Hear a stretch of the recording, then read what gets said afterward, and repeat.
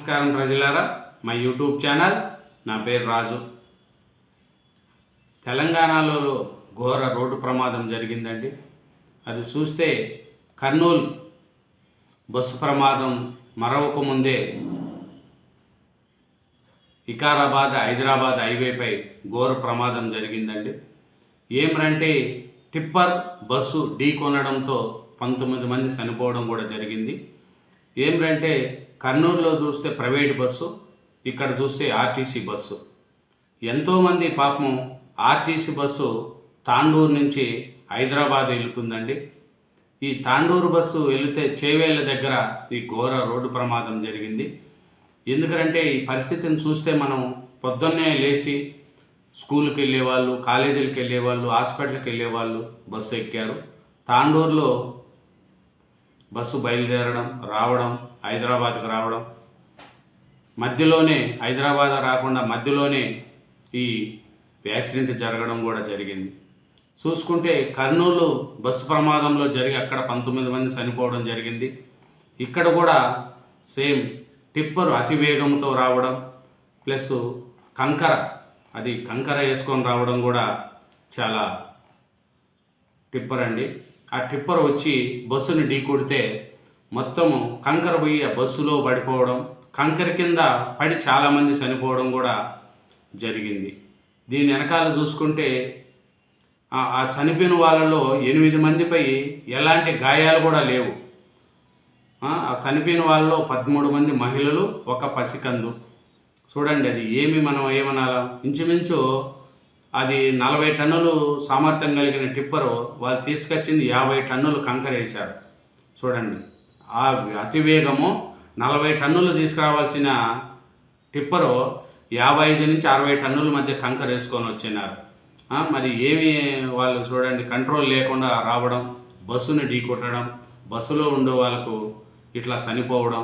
పాపం ఒకే కుటుంబానికి చెందిన 3 అక్కచెల్లెలు కూడా చనిపోవడం జరిగింది. దీనికి ఎవరు బాధ్యతలు చెప్పండి.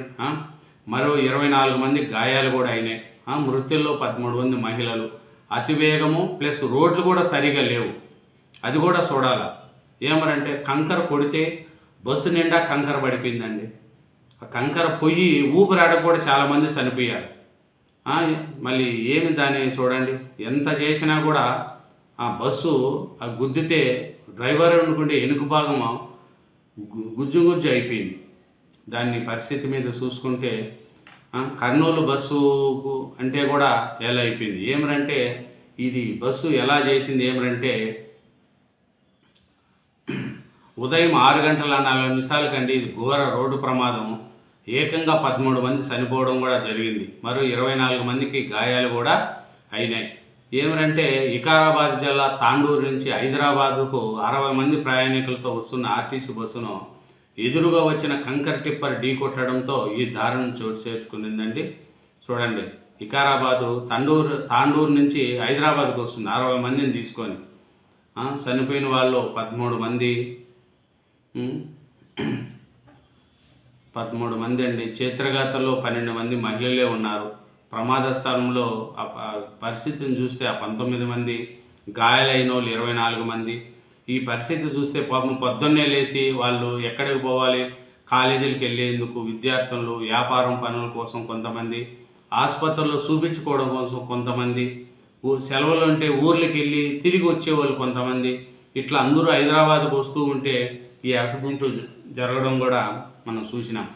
ఇంత ఘోర ప్రమాదం జరుగుతూ ఉంటే రోడ్లు కూడా సరిగా లేక గుంతలు రోడ్లు ఉండడం కూడా ఇది చేసినాం. దీని పరిస్థితి చూస్తే దీన్ని ఎవరు పట్టించుకుంటున్నారు ఏమనేది కూడా మనం చూడట్లేదు. రోడ్లు సరిగా లేవు. ఈ వర్షాలు వచ్చి రోడ్లు కొట్టకపోవడం, అతివేగం కూడా ఈ రోడ్డు ప్రమాదానికి కారణం చేసింది.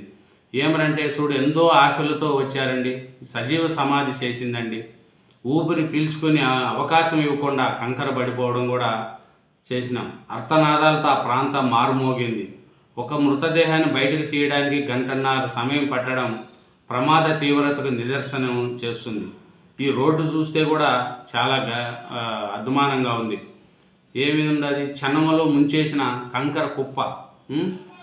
ప్రయాణికులు, కండక్టరు, పోలీసులు తెలిపిన ప్రకారం సోమవారం ఏకూజామున 4:59 గంటలకు 70 మంది ప్రయాణికులు ఎక్కించుకొని ఆర్టీసీ బస్సు తాండూరు బస్టాండ్ నుంచి బయలుదేరి వచ్చింది అనేది చెప్తున్నారు. బయలుదేరి వస్తే చూడండి పరిస్థితి ఘోరమండి. మనం ఏం చేస్తాము? చనిపోయిన వాళ్ళ బాధలు చూస్తే బస్సు గుజ్జు అయిపోయింది. ఇంకా చూసుకుంటే మనకు ఇదే కాదు, ఇవి చూడండి, నిన్నవుతే చాలామంది తెలంగాణలో 19 మంది చనిపోవడం జరిగిందా. అలాగే హైదరాబాద్ వెళ్తున్న ట్రావెల్ బస్సు బోల్తా అంట, ఒకరు మృతి 10 మందికి గాయాలంట. అది ఏలూరు జిల్లాలో ప్రమాదం అంట. ఇంకా చూసుకుంటే బాపట్లలో అర్ధరాత్రి లారీని ఢీకొట్టిందంట కారు. ఒకే కుటుంబ సభ్యులండి, మొత్తం 4 చనిపోయారు. ఎయిర్ బ్యాగ్ ఉన్న అది ప్రాణాలు నిలవలేదు. ఇంకా రాజస్థాన్లో చూస్తే 19 మంది మృతి అండి. మద్యం మత్తులో మునిగిన డ్రైవర్ వాహనాలను ఢీకొడుతూ తొక్కేస్తూ 5 కిలోమీటర్లు సాగిన విధ్వంసం. చూడండి, రాజస్థాన్లో ట్రక్కు మద్యం తాగి అక్కడ 19 మంది చనిపోవడం జరిగింది. మొన్న కర్నూలులో 19 మంది చనిపోవడం జరిగింది. నిన్న తెలంగాణలో కంకర ఆర్టీసీ బస్సు ఢీకొట్టి 19 మంది చనిపోవడం జరిగింది. ఇట్లా రెచ్చిపోతున్నారండి.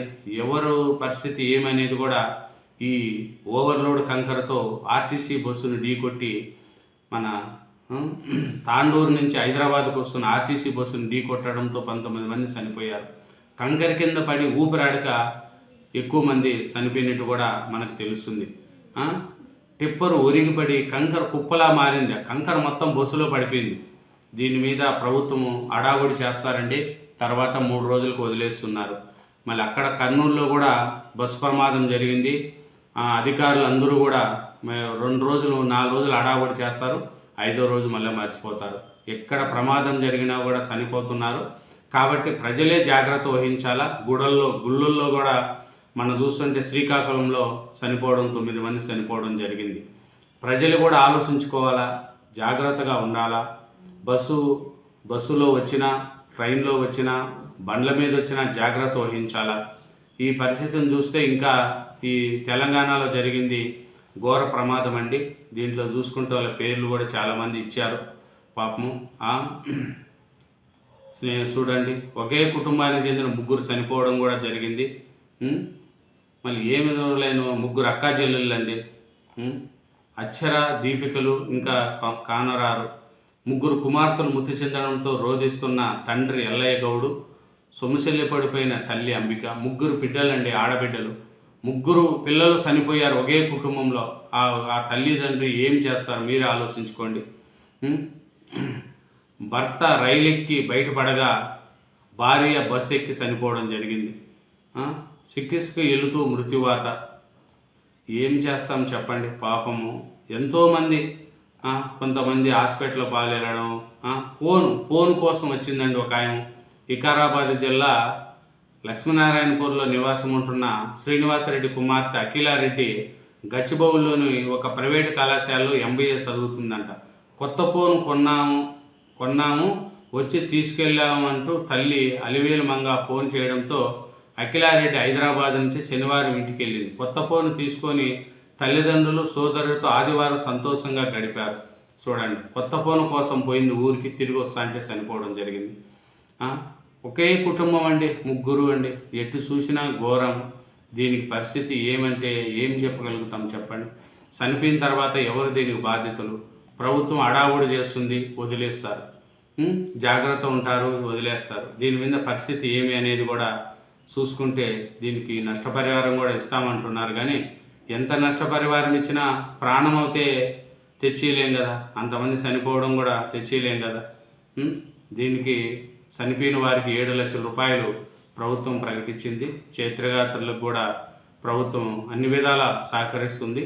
మంత్రి సీఎం రేవంత్ రెడ్డి గారు కానీ, పొన్నం ప్రభాకర్ గారు కానీ, మంత్రులు అందరూ కూడా దగ్గరుండి వాళ్ళకి అన్నీ చూస్తున్నారు. అయినా చనిపోయిన ప్రాణాలకు ఎవరు దీనికి బాధ్యత అనేది కూడా ఆలోచించుకోవాలి. Thank you very much. ఛానల్ను సబ్స్క్రైబ్ చేయండి, నా వీడియోను లైక్ చేయండి. Thank you.